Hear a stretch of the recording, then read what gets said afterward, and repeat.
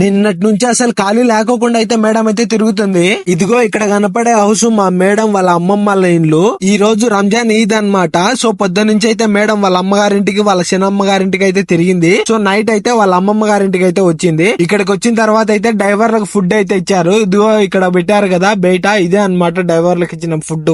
ఏంటి ఫుడ్ అంటున్నారు, బయట అయితే పెట్టారని మీరు అనుకుంటారేమో. సో డ్రైవర్ రూమ్ అయితే చాలా చిన్నది, అందులో అయితే డ్రైవర్లు పట్టారు. చాలా మంది అయితే వచ్చారు పార్టీకి. సో ఈ డ్రైవర్లందరూ అక్కడ కూర్చొని తిన్నికైతే సరిపోదు స్పేస్, అందుకనే అన్నమాట ఫుడ్ అయితే బయట పెట్టుకొని ఇదిగో ఇక్కడైతే కూర్చొని తింటున్నాం. ఈ స్పేస్ ఏంటంటే ఇంటి ముందర ఉండే పార్కింగ్ ప్లేస్ అన్నమాట. వెయిటర్లకి ఏ ఫుడ్ అయితే పెడతారో డ్రైవర్లకు కూడా అదే ఫుడ్ పెట్టారనమాట. సో మాకైతే మటన్ తలకాయ అయితే ఇచ్చారు. సో ఇక్కడ కులమత భేదాలు ఏమి ఉండవు, అందరు కలిపి ఒకే ప్లేట్ లోనే తింటారనమాట. కువైట్ లో అయితే ఈ రోజు పండగ, సో ఇండియాలో రేపు అన్నట్టు అన్నమాట.